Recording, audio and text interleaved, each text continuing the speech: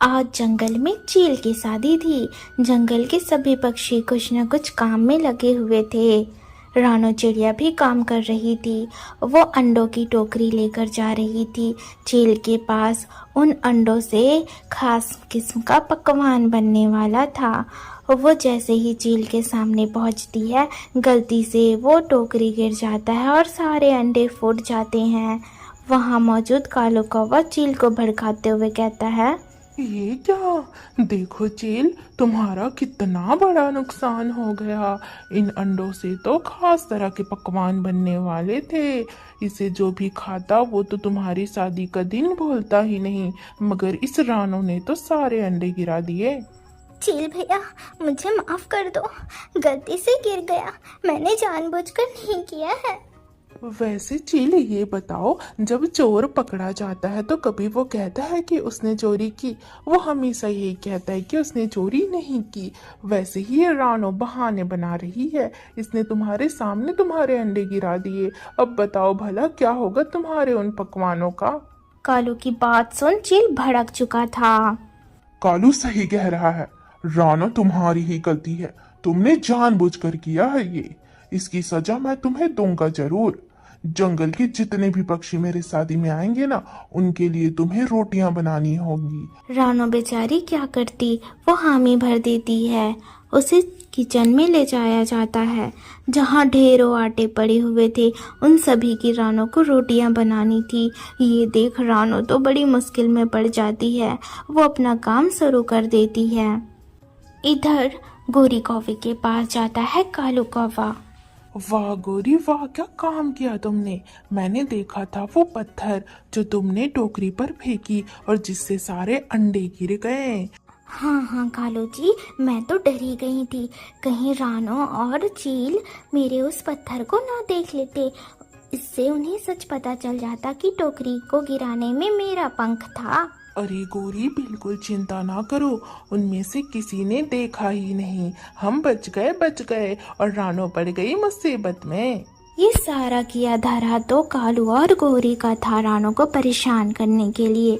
बेचारी रानो किचन में कब से रोटियां बना रही थी। कुछ टोकरी भर रोटियां रानो ने बना ली, मगर काम अभी बहुत बचा हुआ था। तभी जंगल के और पक्षी भी आते हैं चील के घर। कुछ पक्षी किचन में जाते हैं, जिनमें से थी तोती और लाडो चिड़िया। अरे रानो, तुम अकेले यहाँ इतनी सारी रोटियाँ बना रही हो, कोई मदद के लिए नहीं आया क्या? देखो अब हम आ गए हैं, हम कर देंगे मदद। नहीं नहीं हरियाली तोती, तुम मेरी मदद ना करो। क्यों ना करे भला?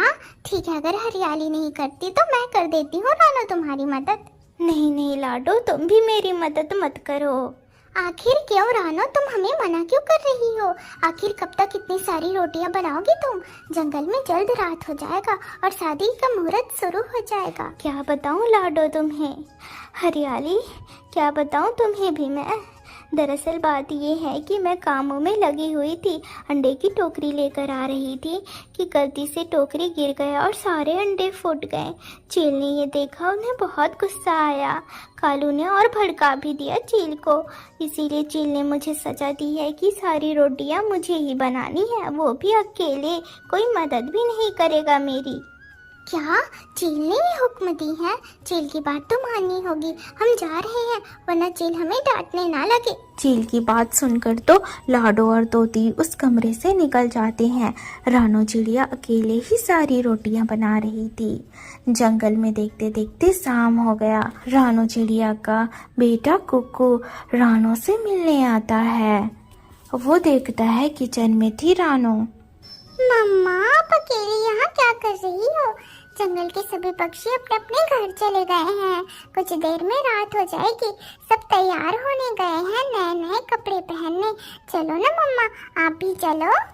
कुक्कू की बातें सुनकर रानो चिड़िया सारी कहानी कुक्कू को बताती है। मगर मम्मा, आप तो इतनी सावधानी से सारे काम करती हो, खासकर जब अंडों की बात आती है। अंडा फूटना चाहे करके आप कितनी सावधानी से काम करती हो, तो आखिर कैसे गिरा दिया आपने? क्या बताऊं कुक्कू, दिन ही अच्छा नहीं था मेरा। गिर गया सो गिर गया। कुकू ये सब सुनकर अब अपने घर लौट रहा था। वो तैयार होने जा रहा था क्योंकि उसकी मम्मा तो नहीं आ सकती थी। इधर कुकू घर जाते जाते कालू और गौरी की बातें सुन लेता है और बात सुनकर कुकू को सारा सच मालूम पड़ जाता है। घर पहुंचकर वो सोच में पड़ जाता है। अब तो मुझे सच मालूम पड़ गया है। मैंने गौरी आंटी और कालू अंकल की सारी बात सुन ली है। गौरी आंटी ने ही पत्थर फेंककर मम्मा का टोकरी वाला अंडा गिराया था, मगर ये सच सभी पक्षी के सामने कैसे लाऊं मैं? अब जंगल में गहरी रात हो गई। शादी शुरू हो गया। सभी शादी में मौजूद थे। सब इंतजार कर रहे थे कि कब चील की शादी हो जाए और वो भोजन करे। रानू अभी भी किचन में रोटियां ही बना रही थी। कुकू वहां मौजूद था जहां शादी हो रही थी। जैसे ही शादी पूरी हो जाती है, फिर कुकू कहता है, चील अंकल बधाई हो, आपकी शादी हो गई है। मैं तो इसी का इंतजार कर रहा था। देखो देखो मेरे साथ कौन आया है, ये अंडे देने वाले पक्षी जी, जहाँ से मेरी मम्मा अंडे खरीद कर लाई थी। ये कुछ कहना चाहते हैं सभी को। क्या कहना चाहते हो तुम? तुम्हारे लाए हुए सारे अंडे तो गिर गए, रानू ने गिरा दिए थे। अच्छा हुआ चील, अच्छा हुआ कि सारे अंडे गिर गए। दरअसल वो अंडे जहरीले हो गए थे। हमारे अंडे वाले गोदान में एक जहरीला सांप घुस गया था, जो उन अंडों में छेद कर उसमें जहर घोल दिया था। मैं तो यहाँ यही बताने आया था कि उन अंडों से बना पकवान कोई मत खाना, हो सकता है उससे जान चली जाए किसी की। क्या ऐसी बात है? मैंने तो उन अंडे को गिरने और टूटने के कारण रानू को कितनी बड़ी सजा दे दी, जबकि रानू ने अच्छा ही किया जो उन अंडों को गिरा दिया। चलो चलो अभी रानू के पास चलो, मैंने फालतू में ही उसे इतनी बड़ी सजा दे दी है। फिर चील, सेठ, कुकू और कालू गोरी सभी आ जाते हैं रानू के सामने। रानो, सबसे पहले प्लीज तुम मुझे माफ कर दो।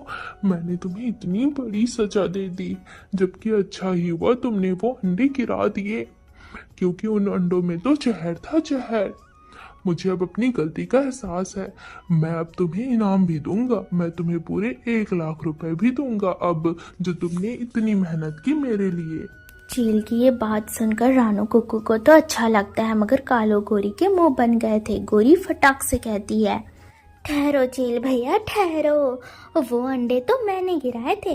रानू उड़ती हुई आ रही थी, मैंने एक पत्थर जोर से फेंका, उस पत्थर के टकराने से ही टोकरी गिरी और अंडे फूटे। इन सब का कारण मैं हूँ, यानी कि मैंने ही जहरीले अंडे खाने से सभी को बचाया है, तो इनाम की हकदार भी तो मैं ही हुई ना। मुझे 1 लाख रुपए मिलने चाहिए, ना कि रानू को। यही सच है चील अंकल, यही सच है।